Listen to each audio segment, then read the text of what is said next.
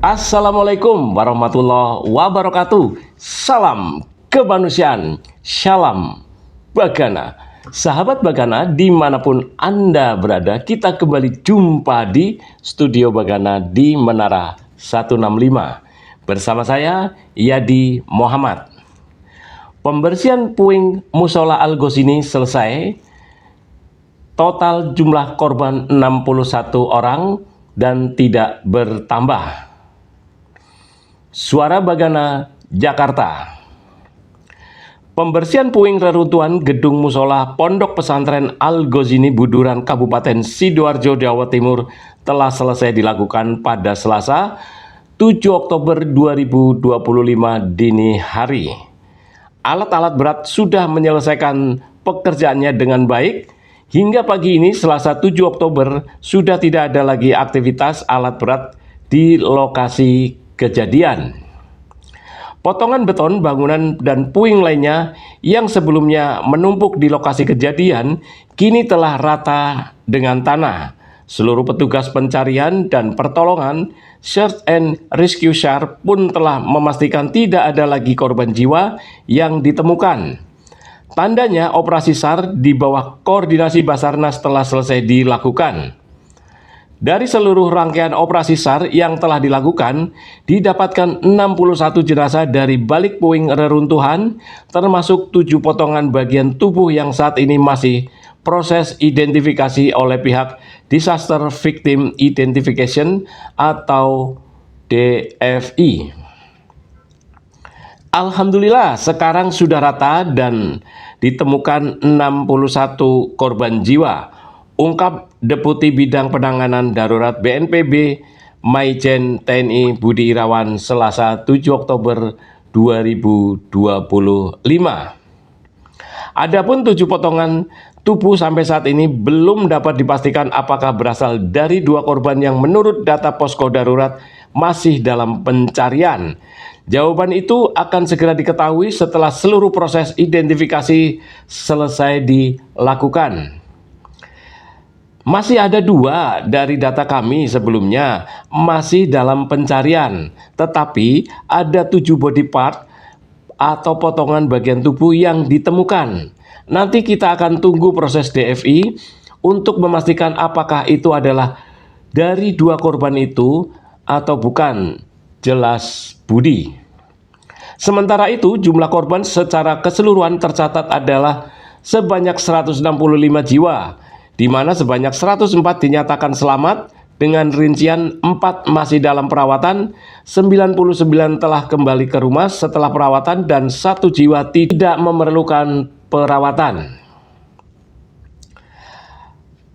Rencana tindak lanjut.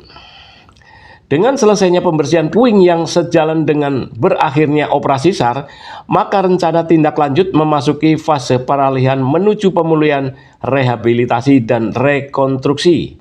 Peran ini akan diserahkan Badan Nasional Penanggulangan Bencana atau BNPB kepada Badan Penanggulangan Bencana Daerah atau BPBD Provinsi Jawa Timur. Namun pada dasarnya BNPB akan tetap melakukan pendampingan. Setelah transisi ini, kita akan serahkan kepada BPBD Jawa Timur, namun BNPB akan tetap mendampingi, tegas Budi. Adapun pekerjaan dalam masa transisi ini meliputi beberapa hal, diantaranya meneruskan proses identifikasi para korban yang saat ini masih berjalan. Adapun dari 61 korban meninggal dunia yang ditemukan, sebanyak 17 jenazah telah diidentifikasi dan sisanya masih dalam proses. Sejauh ini BNPB bersama BPBD Provinsi Jawa Timur, BPBD Kabupaten Sidoarjo, Dinas Kesehatan, dan Polri telah memfasilitasi tempat tinggal sementara seluruh pihak korban dengan tenda pengungsian yang berada di Rumah Sakit Bayangkara, Surabaya. BNPB juga memberikan dukungan kebutuhan dasar mereka seperti pemakaman, layanan kesehatan, psikososial, peralatan, hingga pijat dan bekam tradisional sesuai yang dibutuhkan. Berikutnya, lokasi kejadian akan disterilkan dari sisa-sisa temuan jenazah, limbah maupun zat-zat yang berbahaya. Upaya itu dimulai dari disinfeksi dan pembersihan lingkungan agar tidak mencemari sekitar area. Proses ini akan dilakukan mulai hari ini oleh Dinas Kesehatan setempat dan Pusat Krisis Kesehatan.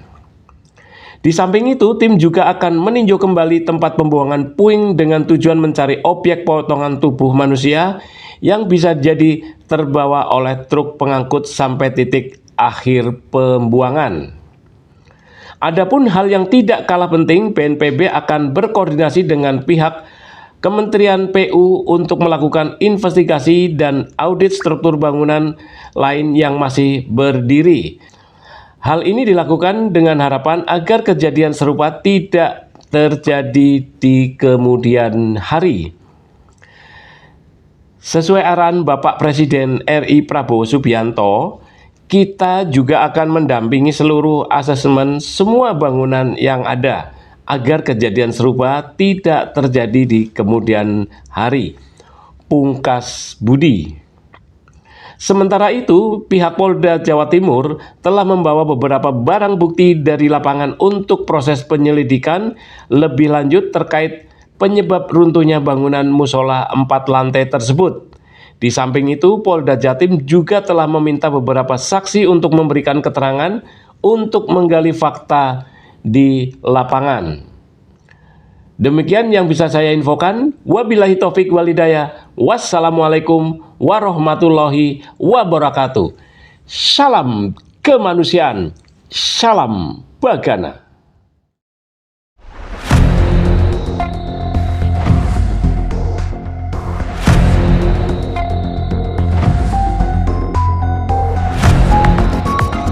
Bagana.